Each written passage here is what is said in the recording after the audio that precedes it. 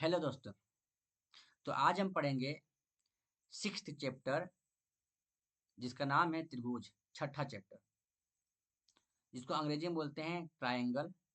इसमें सबसे पहले हम समझेंगे समरूपता के बारे में, सिमिलैरिटीज के बारे में। ठीक है, किसके बारे में? समरूपता के बारे में। तो समरूपता क्या है? समरूपता का मतलब होता है दो आकृतियां किसी भी चीज का, चाहे वो त्रिभुज हो या वर्ग हो या कोई वृत्त हो, किसी भी आकृति की बात कर रहे हैं, किसी भी दो आकृति की बात, जो देखने में एक जैसा हो, यानी उसका आकार यानी शेप एक जैसा हो, लेकिन उसका जो साइज हो वो अलग अलग होनी चाहिए। उदाहरण के लिए बात करें हम, तो एक छोटी त्रिभुज और एक बड़ी त्रिभुज समरूप हो सकते हैं अगर उनके कोण एक समान हो और भुजाएं एक निश्चित अनुपात में हो। इसको छोड़ो, मैं जो बता रहा हूँ वो सुनो। अपने पास एक छोटा त्रिभुज है, उसको जूम करो। जूम करने के बाद जो बड़ा त्रिभुज बनेगा ना, उस छोटे त्रिभुज के समरूप होगा। क्योंकि बड़ा त्रिभुज और छोटा त्रिभुज देखने में सेम रहेगा, बस छोटा और बड़े का अंतर होगा। इसी तरह से अगर हम किसी एक वर्ग, छोटे वर्ग को जूम करते हैं, तो जो जूम किया बड़ा जो वर्ग होगा, छोटे वर्ग का समरूप होगा। ये वो दोनों वो वर्ग, छोटा वाला और बड़ा वाला, दोनों आपस में क्या होंगे? समरूप होंगे, क्योंकि देखने में एक जैसे होंगे। हो सकता, वो अलग बात है कि दोनों छोटा बड़ा हो। तो कोई भी चीज अगर उसको जूम आउट करते हो, तो जो जूम आउट करने में जो बड़ा वाला साइज होगा ना, छोटे वाला साइज और बड़ा वाला साइज दोनों आपस में समरूप होंगे। और जब उनके बीच में जो एंगल बनता है, जैसे छोटा वाला में दो दो साइड के बीच में एंगल जो बने, अब बड़ा वाला में दो साइड के बीच का जो एंगल बने बराबर होगा, तो वो समरूप ही कहलाएगा। बात समझ में आया? इसको थोड़ा सा और अच्छा से देखेंगे, कोई बड़ी बात नहीं है।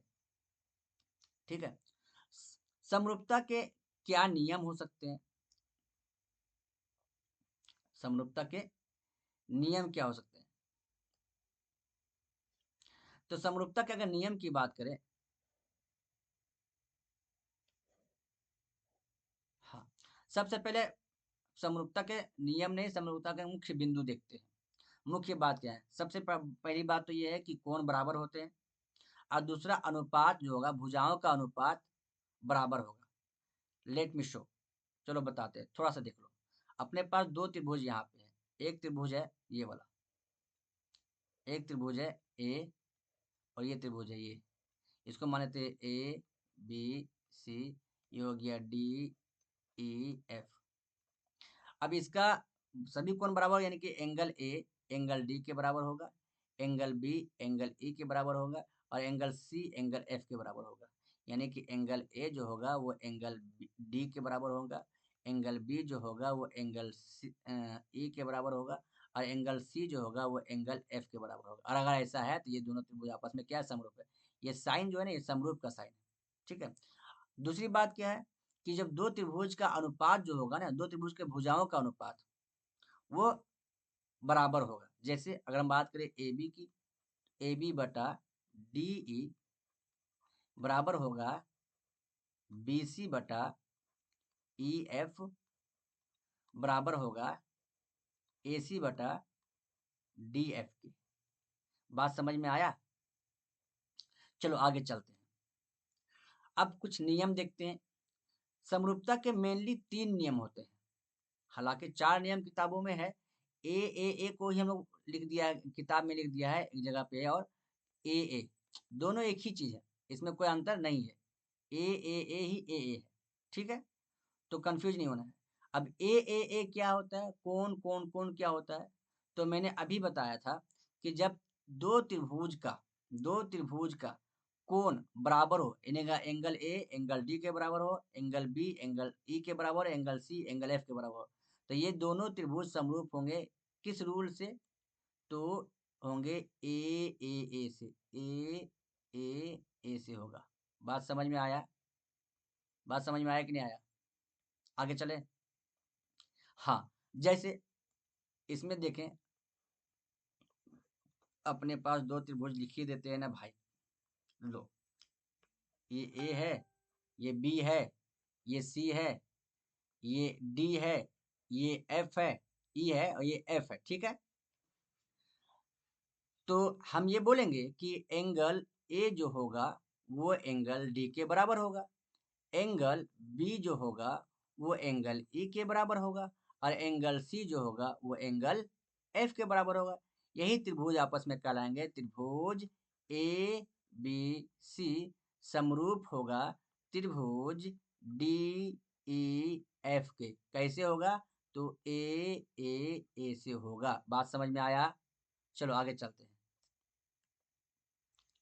आगे चलते हैं और यहाँ पे दूसरा नियम देखते हैं।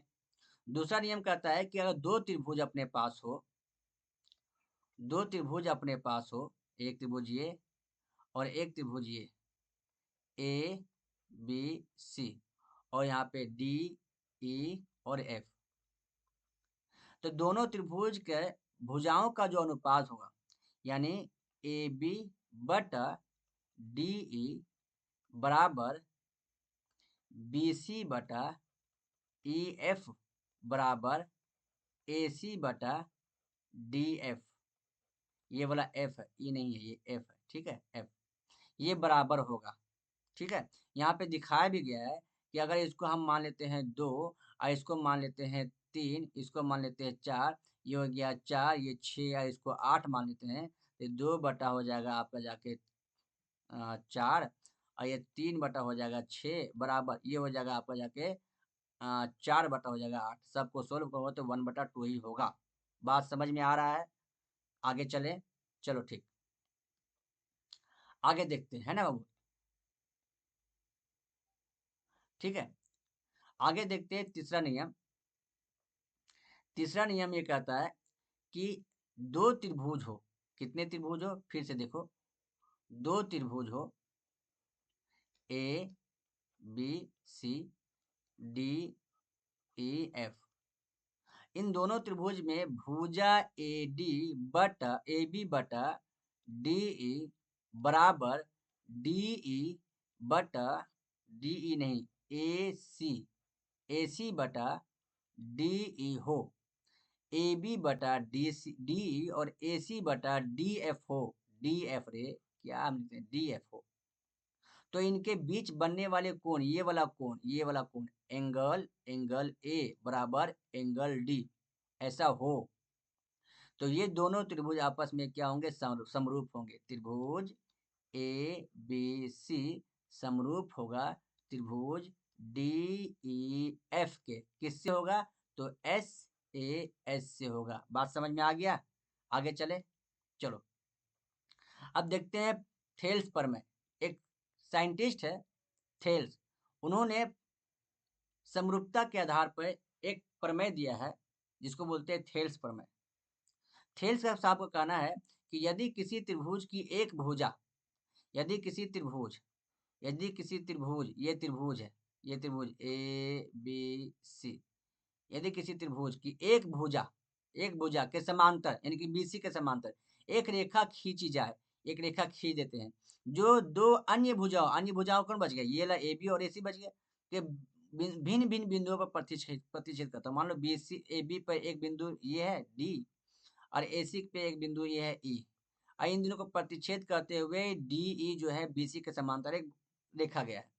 तो इसमें जो भुजा बने, मतलब ये दोनों भुजा जो बना, ये दोनों भुजा बना इला ए डी और बी सी, ए डी और डी बी, और ए ई और ई सी, ये भुजाएं आपस में समानुपाती होंगे, यानी कि समान अनुपात में होंगे। ठीक है, जैसे हम ये बोलेंगे क्या, ए डी जो होगा वो डी बी बराबर ए ई जो होगा वो ए सी के बराबर होगा। और ये एग्जामिनेशन में पूछता भी है, प्रूफ करने के लिए, प्रूफ करने के लिए पूछता है। ठीक है, देखते हैं कैसे प्रूफ किया जा सकता है।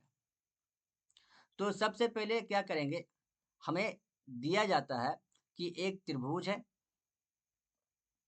एक त्रिभुज है ए बी सी, और उसके समांतर एक डी ई रेखा खींचा गया है जो ए बी और ए सी को किसी बिंदु पे काट रहा हो, यानी कि ये बिंदु पे ये बिंदु पे काट रहा हो।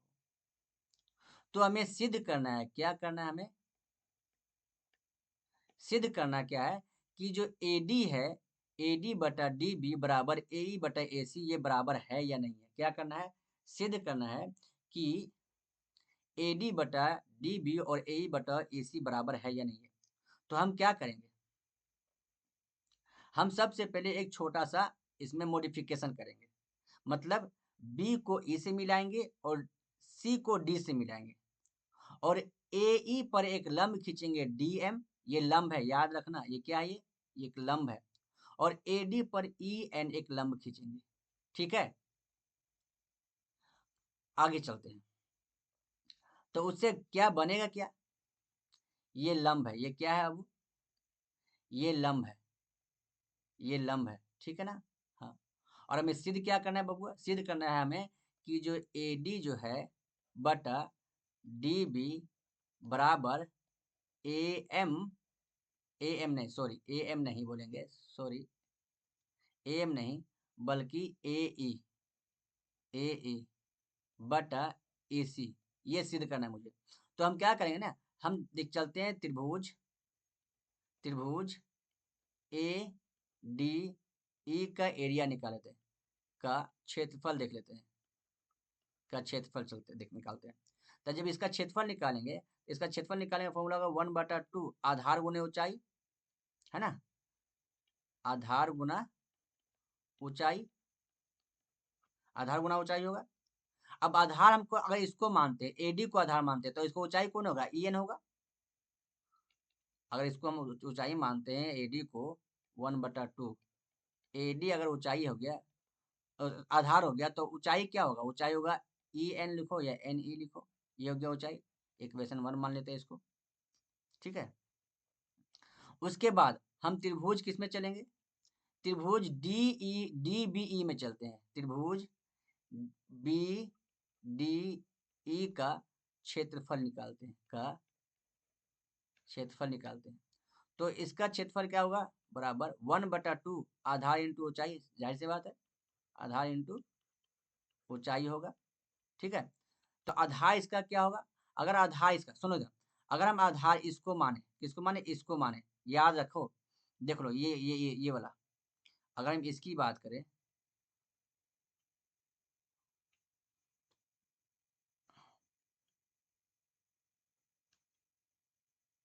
अगर हम इसकी बात करें, इसकी बात करें, अगर ये DBE की बात करें, अगर ये आधार है तो इसकी ऊंचाई यही ना होगा, ये वाला, ये वाला NE यही होगा ना? तो अगर आधार मान लेते हैं हम BD, तो इसकी ऊंचाई क्या होगा? NE होगा कि नहीं होगा? पक्का होगा ना? चलो ठीक, तो अब हम क्या करेंगे, इसको हम मान लेते हैं इक्वेशन 2। क्या मान लेते हैं इसको? इक्वेशन 2, समीकरण 2 मान लेते हैं इसको। अब समीकरण समीकरण समीकरण 1 को भाग कर देते हैं समीकरण 2 से। ठीक है, भाग कर देते हैं। अब भाग करते हैं तो समीकरण 1 को समीकरण 2 से भाग करते हैं, क्या चीज होगा? एरिया, एरिया त्रिभुज किसका? ADE का बटा एरिया ऑफ त्रिभुज किसका? BDE का, वही निकालेंगे। अब एरिया ऑफ त्रिभुज ADE का क्या निकाले थे? 1/2 AD गुने NE, यही निकाले थे ना अभी। और इसका एरिया क्या निकाले थे? 1/2 BD गुना NE, यही निकाले थे कि नहीं निकाले थे?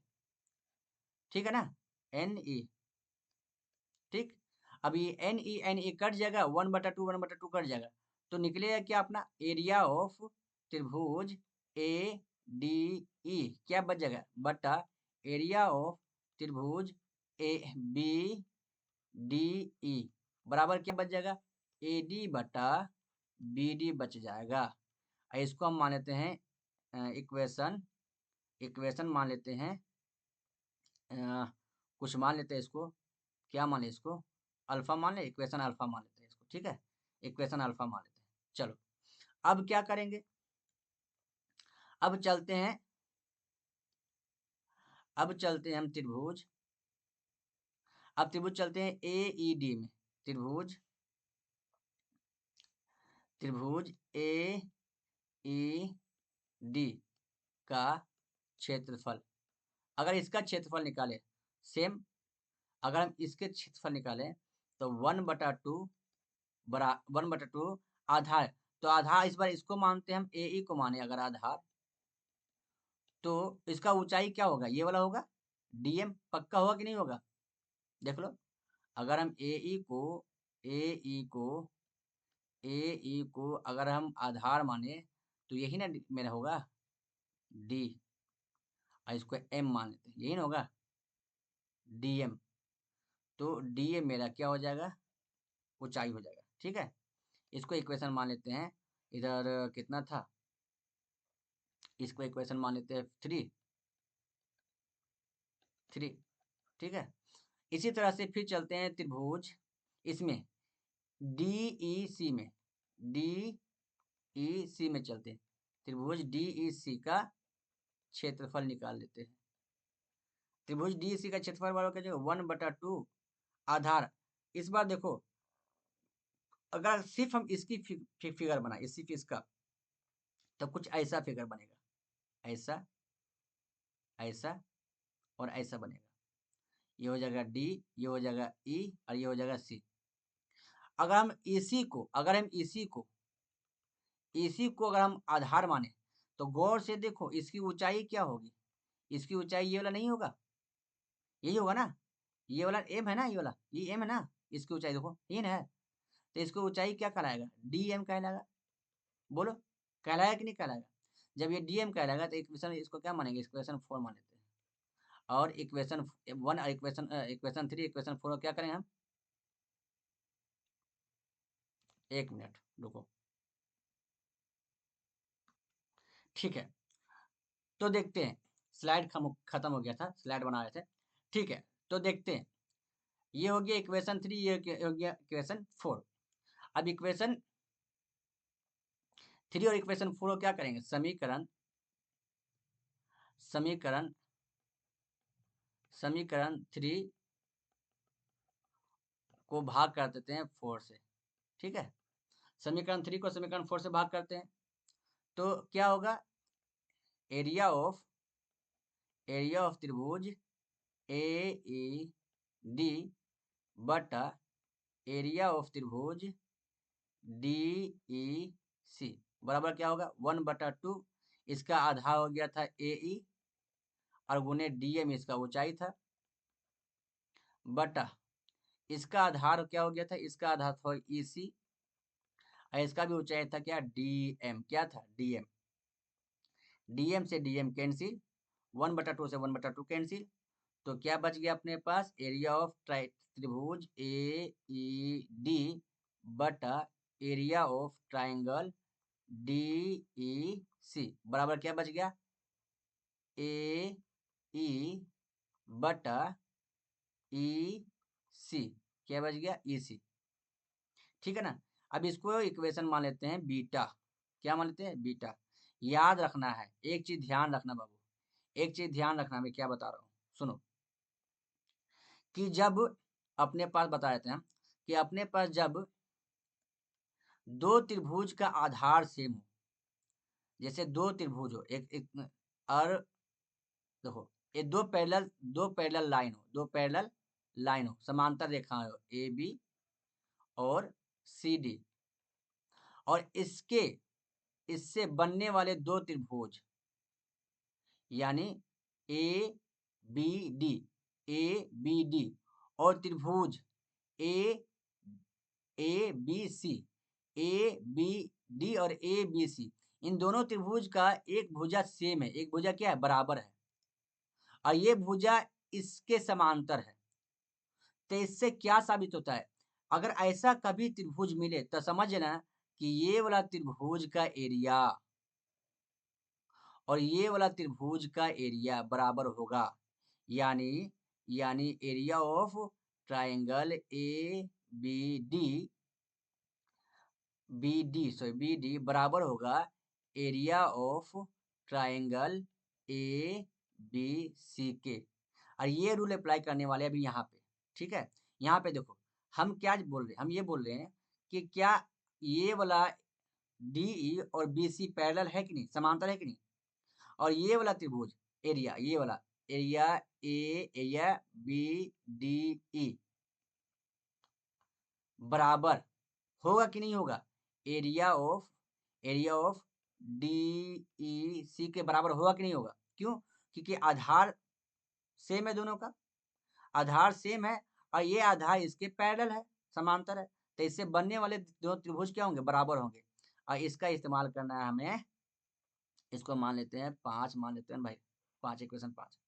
और इसका इस्तेमाल हम कहाँ करेंगे, इसका इस्तेमाल हम करेंगे यहाँ पे, इस जगह पे। हमें क्योंकि देखो क्या है ना, क्या है कि हमें चाहिए EC, हमें क्या चाहिए EC और चाहिए DM, ठीक है ना। हमें ये त्रिभुज से मतलब उतना नहीं, हमको इससे मतलब, ये मतलब इस त्रिभुज बोलते हैं, ये इस एरिया से मतलब उतना नहीं है। बात समझ में आ रहा है कि नहीं आ रहा। तो ठीक है, देखते हैं। अभी देखो यहाँ पे, अभी हमारे पास क्या है, अभी हमारे पास एरिया DEC है ना। अब एरिया DEC को और हम क्या लिखते हैं, एरिया DEC को देते हैं एरिया BDE। लिख सकते हैं कि नहीं लिखते हैं, बोलो, लिख सकते हैं एरिया BDE, लिख सकते हैं कि नहीं।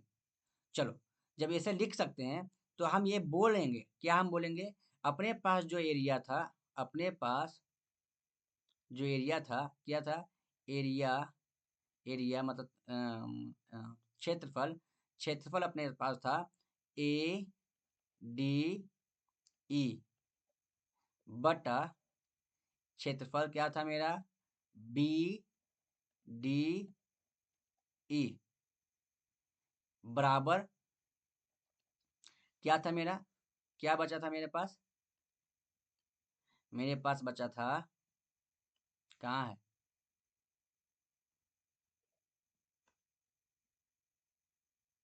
कहने चला गया रे।